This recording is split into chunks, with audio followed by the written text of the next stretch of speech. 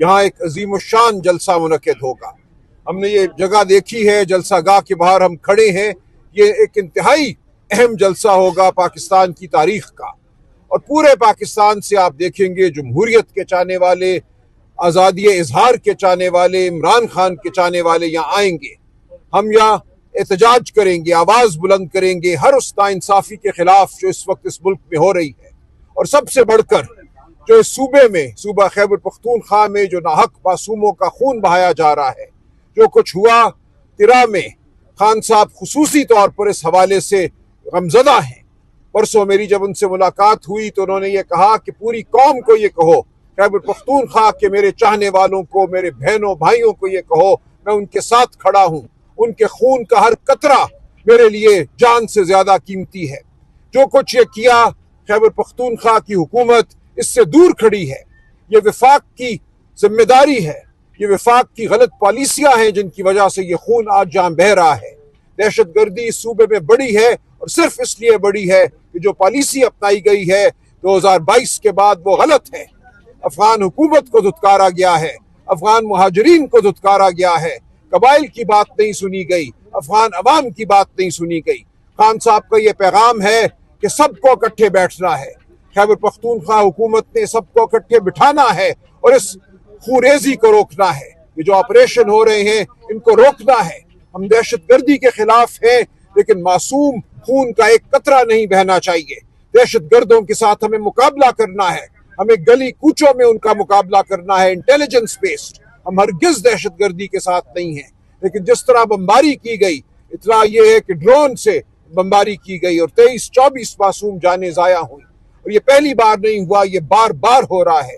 तो कल का जलसा इसके खिलाफ एक एहतजाज होगा। कल का जलसा जो बर्बरियत पूरे मुल्क में बरपा है, आज मुझे इत्तला मिली है पंजाब के मुख्तलिफ इलाकों में हमारे दोस्तों को उठा लिया गया जो कल यहाँ आना चाह रहे थे, आने के लिए तैयारी कर रहे थे। ये किसी सूरत हम कबूल नहीं करेंगे। मुझे इत्तला मिली है कि यहाँ हमारे सहाफ़ी दोस्तों को पीका एक्ट के तहत नोटिस जारी किए गए हैं, सिर्फ इसलिए कि वो खान का पैगाम इस सूबे के लोगों और पाकिस्तान के लोगों तक पहुंचा रहे थे। हम इसको रद्द करते हैं। तो आपको हम यकीन दिलाते हैं कि आपके साथ हम खड़े हैं, और कल का जलसा एक बड़ी तवाना आवाज होगी आजादी कानून के लिए, अदलिया की आजादी के लिए, मुल्क में रूल ऑफ लॉ के लिए। जो इस वक्त हमारी अदलिया में जज महकूम है और जो अपनी आजादी के लिए लड़ रहे हैं, जो 5 जज साहिबान इस्लामाबाद में सड़क पर निकले हैं, जो सुप्रीम कोर्ट में जज साहिबान हैं, जो लिख रहे हैं, जो आवाज बुलंद कर रहे हैं, हम उनको सलाम पेश करते हैं, उनके साथ खड़े हैं। और कल अपनी आवाज उनकी आवाजों के साथ हम मिलाएंगे, हम उनके साथ चलेंगे भी, उनके साथ हम जिद्दोजहद भी करेंगे। हम अदलिया की आज़ादी के लिए आखिरी दम तक लड़ेंगे। पाकिस्तान तहरीक इंसाफ का बुनियादी मकसद ये है कि इस मुल्क में शराफत की हुकूमत हो, इस मुल्क में कानून और आइन की हुकूमत हो। इस वक्त ऐसा कुछ भी नहीं है। आज किसी की इज्जत महफूज नहीं है, कोई घर महफूज नहीं है। चादर चार दीवारी रोज पामाल हो रही है, अदलिया महकूम है, जज बिलबिला रहे हैं। इस वक्त एक कहर का आलम है।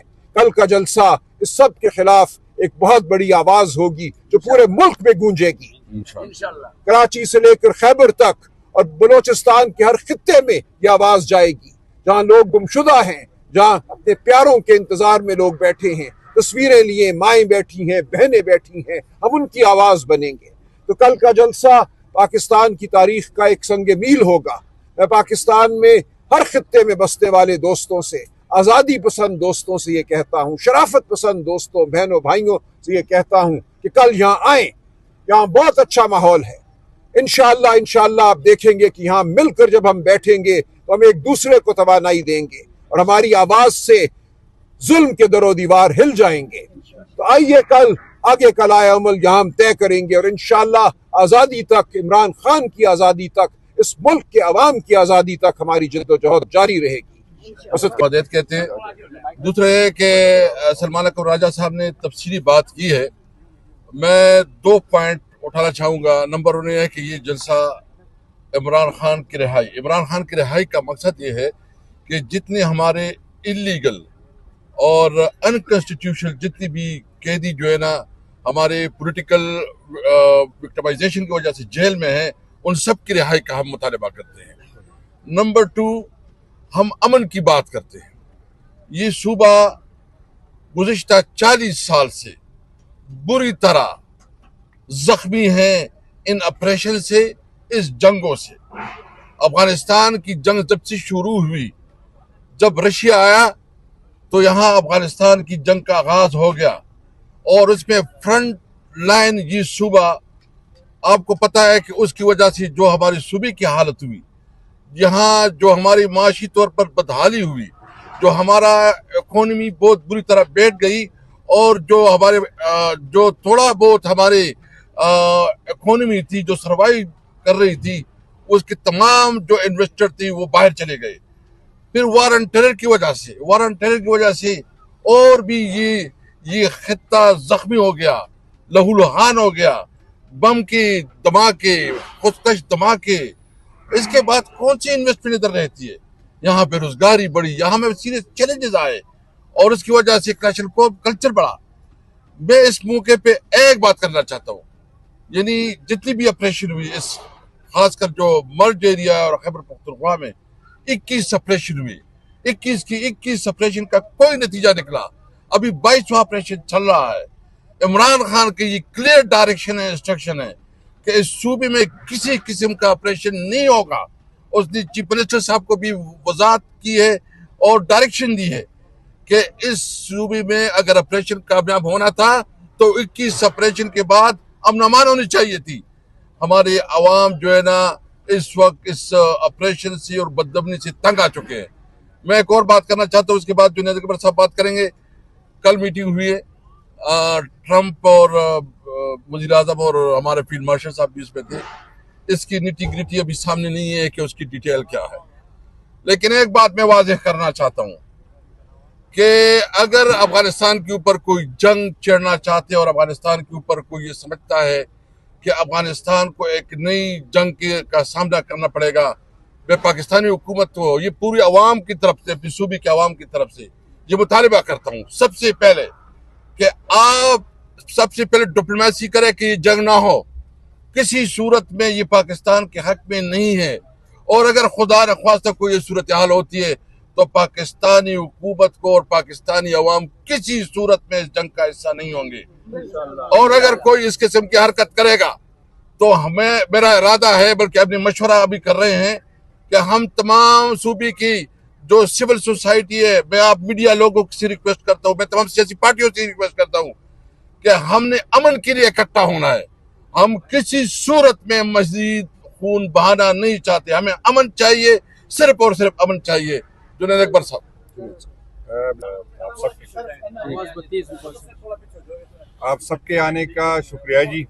जिस तरह आप सबको पता है कि इंशाल्लाह ताला इसी ग्राउंड पे कल कीपी की तारीख का सबसे बड़ा जलसा होगा।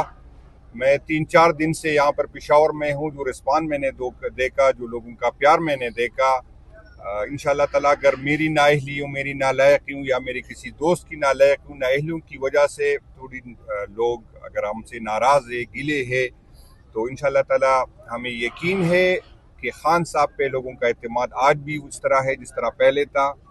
कि पीके जो है वो खान साहब के और तारिक इंसाफ का गढ़ था, पहले भी था और आज भी था। आप सबको पता है कि पीके में हमने क्लीन स्वीप किया। उस जगह पर हमसे सीट चीनी गई जहां पर आरओ जो है कैंट के अंदर थे। बदकिस्मती ये है कि 9 मई को तो हम पे ये इल्ज़ाम है कि हमारे वर्कर कैंट के अंदर गए, लेकिन इसी कैंट के अंदर हम जहाँ जिस दिन इलेक्शन था, जिस दिन आरओ के पास जो हमारा बुनियादी और आईनी हक था कि हम जाके उससे अपना रिजल्ट ले ले, हम नहीं जा सके। तो आप सबने देखा कि 28 फरवरी को भी पीके के अवाम खान साहब के साथ खड़ी थी और इंशाल्लाह ताला कल भी ये साबित हो जाएगा कि पीके के अवाम जो है इमरान खान साहब के साथ खड़े हैं। इंशाल्लाह हम सारे पाकिस्तान को दावत दे रहे हैं कि इस जलसे में शिरकत करें, लेकिन इंशाल्लाह की पीके की अवाम जो है इस मैदान को भर देंगे। बाहर के लोग हमारे मेहमान हैं, हम उसको वेलकम कहेंगे और हमें खुशी होगी कि वो आए, क्योंकि आपने देखा कि पंजाब, सिंध, बलूचिस्तान में तो उनको सियासी स्पेस नहीं है, उनको एक्टिविटी नहीं करने दे रहे और लोग हमसे पूछते कि आप पेशावर में भी क्यों कर रहे। हम ख्वाहिशमंद है कि हम इस्लामाबाद में करें, हम लाहौर में करें। और ये जो लोग समझ रहे हैं कि पंजाब में पीटीआई का ग्राफ जो है या हम इलेक्शन हार गए, तो हम इसको चैलेंज करते हैं कि हमें लाहौर में इजाज़त दे, हम इस्लामाबाद में इजाज़त दे। और वही ग्राउंड अगर हम भर न सके तो हम सियासत छोड़ देंगे। आपके सबका आने का शुक्रिया। अब मैं एक बात करता हूँ जी, ये मरियम नवाज जो है ना मुसलसल बात कर रही है, और उसने उस दिन कहा था कि इमरान खान का वक्त चला गया और अभी उसको पता नहीं है कि बाहर क्या है। तो कल इंशाल्लाह जलसे में भी पता चल जाएगा क्या पोजीशन है। मैंने उसको उस वक्त भी चैलेंज किया था मुस्लिम लीग नून को, मैं मियां नवाज शरीफ को बाकायदा आप ही चैलेंज करता हूँ, सेक्रेटरी जनरल भी है सब, कि आए अगर आपको इतना जहम है कि आप बहुत ज्यादा पॉपुलर हो गए हैं और आपकी पार्टी जो है ना बहुत आगे बढ़ी है, तो आए मुल्क में री इलेक्शन करवाएं। हमारे आपके साथ शर्त यह है कि अगर आप 10 सीटें जीते तो हम अपनी हार मान लेंगे। 10 सीटें अगर आप जीते पूरे पाकिस्तान में, हम अपनी हार मान लेंगे। बस आप जो है ना इस पे करें, और इंशाल्लाह कल का जलसा जो है ना ये रेफरेंडम होगा इंशाल्लाह। बहुत शुक्रिया। हिकमत अमली हम तय करते रहेंगे, पर आप ये चीज ज़हन में रखिए कि जिस तरह की फस्तायत का मुजाहरा किया गया, 26 नवंबर को सीधी गोलियां मारी गई, हमारे लोगों को शहीद किया गया, उसके बाद अस्पतालों पे हमला किया गया, वहां से रिकॉर्ड गायब किया गया, जो लोग शहदा के वरसा अदालतों में गए उनको उठा लिया गया, उनके घरों पे रेड हुई, इसकी मिसाल नहीं मिलती। अंग्रेज के दौर में भी ऐसा नहीं हुआ था, बच्चियों को, बूढ़े बापों को मारा पीटा गया। तो हमारे सामने ये सब कुछ पाकिस्तान की आवाम के सामने है, ये चीज ज्यादा देर खामोश नहीं रहेगी। इसके खिलाफ जो गुस्सा है, जो गम है, वो जरूर आपके सामने आएगा, और इंशाल्लाह आप देखेंगे इस मुल्क में तब्दीली होगी, हकीकी आजादी होगी, इस वस्तायत से हमें हमेशा के लिए छुटकारा मिलेगा। हकीकी आजादी हम उस कुव्वत से मांगते हैं, और हम सब जानते हैं वो कुव्वत कौन सी है, जो हमारे आइन और कानून पर हावी है, जो हमारे इलेक्शन पर हावी है, जो हमारी आजादी इजहार पर हावी है। हम बात नहीं कर सकते, हमारे वोट नहीं गिने जाते, हमारे लोगों को उठा लिया जाता है, अदालतों को मगलूब कर दिया जाता है। 26वीं आईनी तरमीम कैसे पास हुई आप जानते हैं, लोगों को अगवा किया गया, मारा पीटा गया, लालच दी गई। तो ये वो कुव्वत है जिसको हम ये कहते हैं कि खुदारा ये मुल्क इसलिए नहीं बना था। हम कायदे आजम के अफकार की बात करते हैं, कायदे आजम ने हमेशा ये कहा था, और हमारा आइन ये कहता है कि ये मुल्क जो है, ये सल्तनत खुदादाद, यहाँ अल्लाह ताला का हुक्म कायम होगा, हकमियत कायम होगी, लेकिन यह हकमियत अवाम के वोट से कायम होगी। तो हम यही कहते हैं कि अवाम के वोट को आने दो। अवाम के वोट को रोकने वाला कौन है? उस कुव्वत को हम ये कहते हैं कि खुदा के लिए अब इस खेल को खत्म करो। हम बिल्कुल बात हर एक से करना चाहते हैं। आप जानते हैं स्पीकर साहब यहाँ मौजूद हैं, दिसंबर 2024 और जनवरी 2025 पे हमने कई नशस्तें की, 5-6 नशस्तें की हमने तमाम हुकूमती पार्टियों के साथ। हमने बिस्किट खाए, हमने चाय पी, इसके अलावा क्या हुआ? हमने कहा हमारी इमरान खान से अडयाला जेल में एक मुलाकात करा दो आजादाना, कहा गया पूछ कर बताएंगे, और फिर कहा नहीं, इजाजत हमें नहीं मिली। हमने कहा कमीशन बना दो 26 नवंबर के हवाले से, कमीशन बना दो 8 फरवरी के हवाले से, कहा हम पूछ कर बताएंगे, फिर कहा इजाजत नहीं मिली। तो जिन्होंने इजाजत लेनी है हम उनसे कहते हैं कि फिर हमें पूछने दो, उनसे हमें खुद बात करने दो जिससे तुमने इजाजत लेनी है। तो हम हकीकी आज़ादी की बात करते हैं, हम जमहूरियत की बात करते हैं, हम सिविलियन सुप्रीमेसी की बात करते हैं, हम आज़ादी इजहार की बात करते हैं। इसके अलावा हमारा कोई मतमा नजर नहीं है। हम कोई बैसाखी नहीं ढूंढ रहे, हम किसी ताकत की गोद में बैठकर नहीं आएंगे, हम सिर्फ और सिर्फ अवाम के वोट से आएंगे। शुक्रिया।